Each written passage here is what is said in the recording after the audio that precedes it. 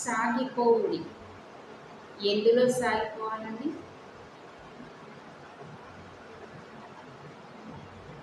ఇందులో సాగిపోవాలి. ఈ సాగిపోవుడి అని దేవుడు మోషేతో చెప్పాడు. అడ్డొస్తున్నాయి, మోషే సాగిపో. మరి మోషేకైనా సాగిపోని చెప్పింది. ఇప్పుడు ఒకటి మనం చదువుతున్నప్పుడు మన జీవితంలో కూడా అరే మనం ఇలా చేస్తే ముందుకు వెళ్తాము.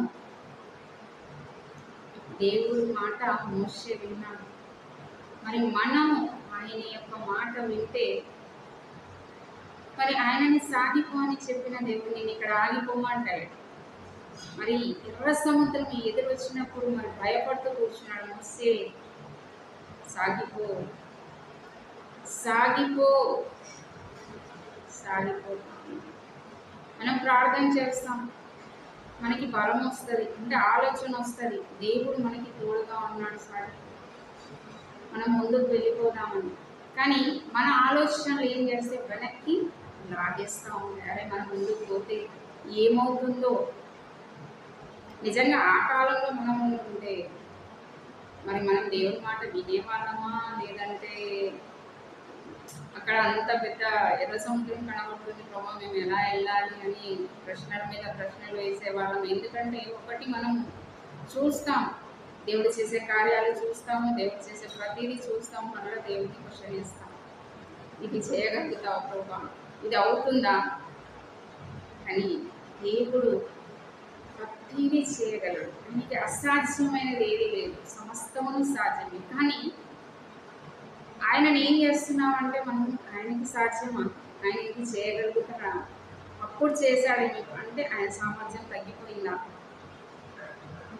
ఆయన సామర్థ్యం ఎప్పుడు తగ్గదండి, ఆయన చెయ్యి ఎప్పుడు సురక్ష కాలేదు. మన చెయ్యి పెట్టడంలో మనము వెనక్కి తీసుకుంటామేమో, కానీ దేవుని హస్తం ఎప్పుడు సురక్ష కాలేదు. ఆయన ఎప్పుడు కూడా ఆశీర్వదించడానికి సిద్ధంగా ఉన్నాడు, బయటికి లేవనెత్తడానికి ఊబిలో ఉన్నావా ఆయన బయటికి తీసుకొస్తాడు, సమస్యల్లో ఉన్నావా బయటికి తీసుకొస్తాడు, బాధల్లో ఉన్నావా బయటికి తీసుకొస్తాడు, అన్నిట్లో నుండి ఆయన బయటికి తీసుకువచ్చేది. మరి మనం ఏం చేయాలి? ఉన్న చోటనే ఉండాలా, సాగిపోవాలా?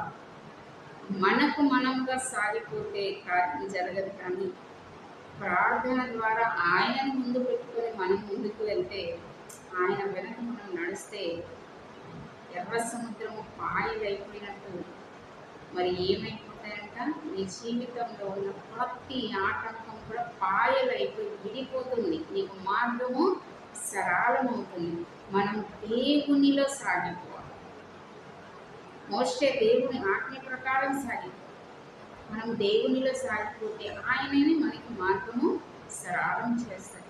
మరి అంతమందిని రక్షించిన దేవుడు మన జీవితాల్లో వెలుగునివ్వడం, మన జీవితంలో ఉన్న ప్రతి సమస్యను తీసివేస్తాడు. ఆయనకి అసాధ్యమైనది ఏమీ లేదు. ఆయనతో మనం ఏం చేయాలి? సాగిపోవాలి. ఆయన మాట వినాలి. ఆయన మాట వినాలంటే ఆయన మాటని మనము చదవాలి, ధ్యానించాలి. నిజంగా చదువుతున్నప్పుడు మన బలహీనతలన్నీ కొట్టివేయబడతాయి, పక్కకు పెట్టగానే మళ్ళీ ఆలోచనలన్నీ వస్తాయి. ఆ ఆలోచనలు రాకుండా వాటిని ఏం చేయాలి? నెమరు వేస్తూ ఉండాలి, అంటే ఆలోచిస్తూ ఉండాలి, వాటిని ఊరికి కలుస్తూ ఉండాలి. ఎవరో ఎక్కడో చేశారు కాదు, మన జీవితంలో దేవుడు చేయడానికి ఉన్నాడు. మోషే గారికి ఆయన తోడుగా ఉండి సాగిపో మోషే, నేను నీకు తోడై ఉన్నానని చెప్పిన దేవుడు మోషేకైనా మనకు కాదు. మనం చదువుతున్నాం, మరి మనకి తోడుగా లేకుండా, మనకి ఆశీర్వదించకుండా ఉంటే మనం ఎందుకు చదువుతాము? మనం ఎందుకు ఆయనతో సహవాసం కలిగి ఉంటాము? బయట చదివే బుక్స్కి అదే ఇలా ఉంటుంది, మనం ఇలా చేస్తే మనం జీవితంలో ఒక గోల్, జీవితానికి విజయానికి 7 మెట్లు, విజయానికి 10 మెట్లు, విజయానికి 9 మెట్లు ఉంటాయి కదా. మన విజయానికి 3 అక్షరాల ప్రార్థన జీవితం. ప్రార్థన 3 అక్షరాలు, జీవితం 4 అక్షరాలు. మన జీవితంలో 4 అక్షరాలని 3 అక్షరాలతో మనము మొదలుపెట్టి దానిని మనము కలిగి ఉంటే ఎన్ని మెట్లైనా ఎక్కొచ్చండి, విజయ పదంలో నడవచ్చు.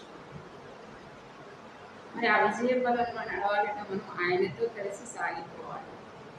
ఆయనతో మనం సాగిపోతున్నప్పుడు ఆటంకాలు ఏమీ ఉండవు. ఆటంకాలన్నీ ఆయన ఏం చేస్తాడు? ఎర్ర సముద్రము పాయలు చేసినట్టు ఆయన పాయలు చేసి మనకు మార్గం సరళం చేస్తాడు. దేవుడు మీ జీవితంలో ఉన్న ప్రతి సమస్యని ఎర్ర సముద్రం పాయలు చేసినట్టు పాయలు చేసి చక్కని మార్గంలో ఆయన మిమ్మల్ని నడిపించింది. ఆమె గాడ్ బ్లెస్ యు.